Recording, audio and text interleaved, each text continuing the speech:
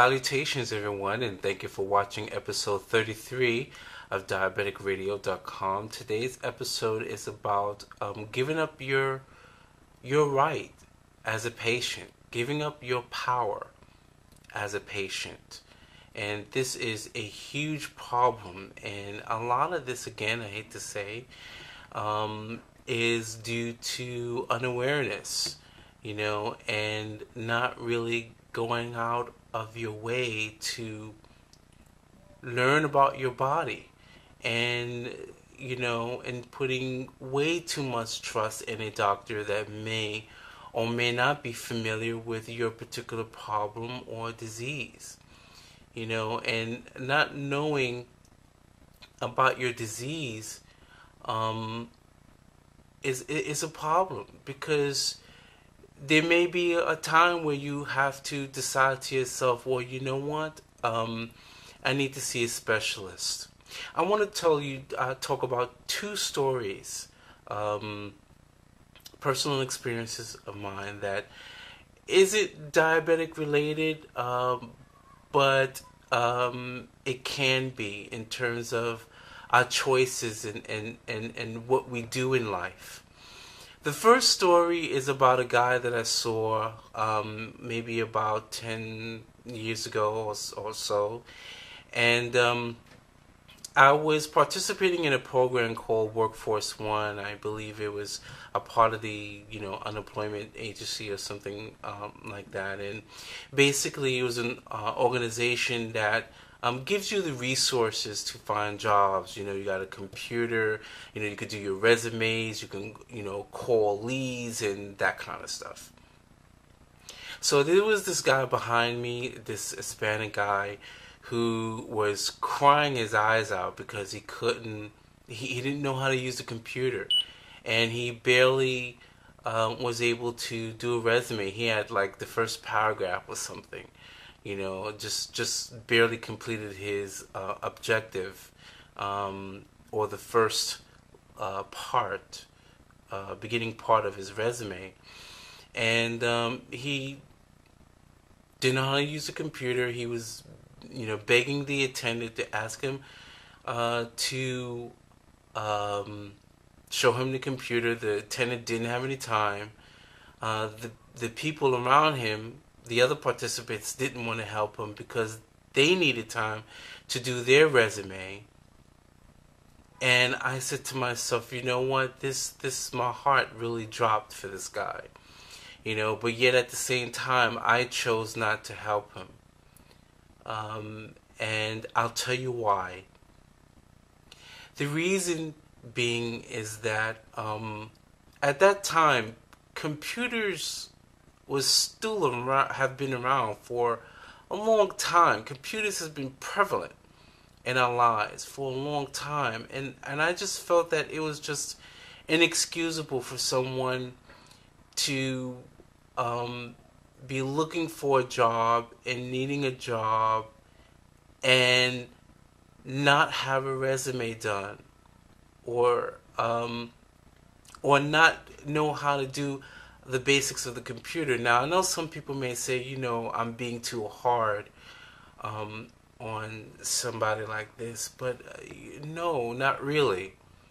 We've gotten to the stage in computer technology that when you buy a computer now, there's no instruction manuals. And the reason why there's no instruction manuals is because it is assumed that everyone on this planet has some kind of basic computer awareness, or at least enough to know how to navigate your computer and do simple functions. And this person wasn't able to do that. And I said to myself, if not only that, if I help this person, I know for a fact that that person didn't even have a disk. Back then we were using floppies. He didn't even have a floppy disk to save his resume on, even if I spent an hour or two helping him to do this resume, and it would have been a waste of time. So I said to myself, not helping him, I think, in my mind, would have, at least I hope, that it would have taught him the importance of taking the time to learn computers so that he can, you know, get what he needed done, you know. And this relates to diabetes in a huge way. And the reason why this relates to diabetes is because a lot of people sit on their butt. They know they have diabetes and they will not pick up a book. You know, they test every morning. Their numbers. They think it's, you know, it's good, and they don't understand why their A1Cs are way out of range. You know, or they don't understand why they're feeling sick. They don't understand why certain foods keeps their sugar up. They don't understand why they have to take insulin. They don't understand, you know, whatever it is about diabetes. And, you know, they won't read about it, or they won't necessarily ask the doctor any questions, because either one, they think that they're doing something wrong, or they won't ask their doctor because they think it's a somewhat of a sign of failure on their part, or they think that it's just, you know, comes with the territory of having diabetes. And, you know, they have no idea that, you know, diabetes is so manageable that, you know, having diabetes doesn't mean that you have to suffer with, you know, pain or a bunch of complications. These things happen when your blood sugars are out of control. And I think it's very important that people take the time to learn what it is that they need to learn about their diabetes, so that they can take their power back, take control, so that they can take what's rightfully theirs, which is their power to choose what it is that they want for their own health. And let me tell you another story. A number of years ago, I used to be in retail, and there was a store that is no longer in business now, called The Wiz.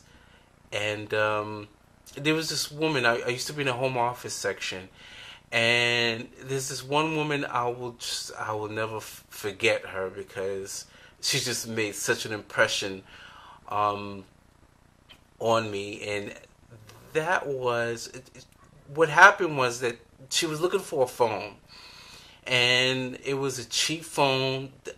It was one of those old AT&T phones. I don't even think AT&T makes phones anymore.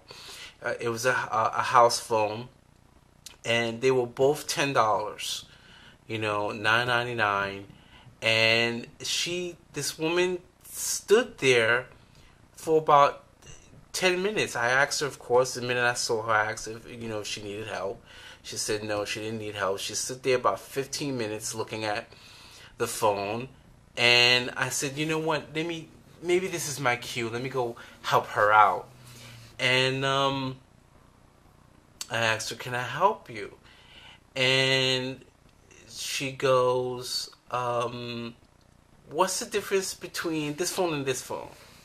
Which I think every salesperson kind of dreads in a way, you know, but it's a very common question. But I said to myself, my goodness, how many features do you expect to have off of a $10 phone? You know, and really there was no difference between them. There was just a slightly different style, you know. And she said, okay, thank you. So I walked off, and she spent another 10 minutes looking at these same two phones. And then I said to myself, my goodness, you know, I went over to her again, and I said, you know, do you need any help? And she's like, I really don't know which phone I want. I said, you know what, I think this phone is better for you because it fits nicer in the hand, or something like that. I can't really remember exactly what I've told her.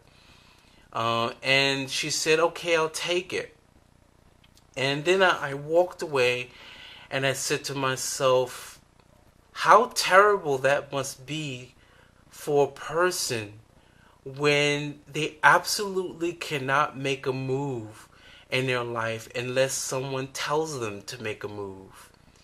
And I really think that this is something really, really serious. These people are like, robots, little tin robots with unfinished programming. When you look at a programming language or software package, each line has a programming instruction. And if a line is missing, the program would get stuck. And this is how, like robots are. Program line 1 says turn left, line 2 says turn right, and line 3 is blank, and it just stays on left, and it can't move unless a programmer comes in and writes code on that third line to tell it what's the next step. And I can't believe that so many people are like this. I'm not sure why this is. I don't know if it's because, maybe people want to rid themselves of the responsibility. Maybe it's because, if something goes wrong or the phone or whatever it is, the situation is, doesn't work out, you could blame the other person because they told you to do something. This is not a good way to live because you are literally giving up your power to someone else. You are living your life based on the things people tell you. And it's the same thing with diabetes. When people find out you have diabetes, they have a whole slew of assumptions based on no fact. And you have all these people that's telling you what they think you need to do with your diabetes, as though you don't know how to take care of yourself already, as though you don't have a good doctor.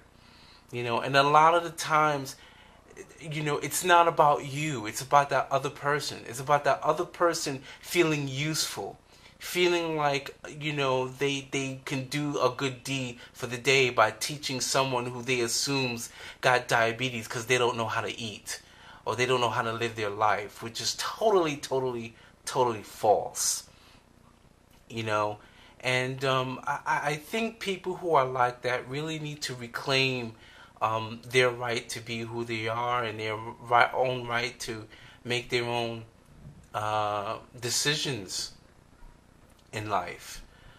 This is really, really important, And I also think this is one of the reasons why, when people call you names, and say bad things out in the street, and when people get very angry, and I think that's because those people have not taken at least 5 minutes to meditate on themselves, to find out who they really are.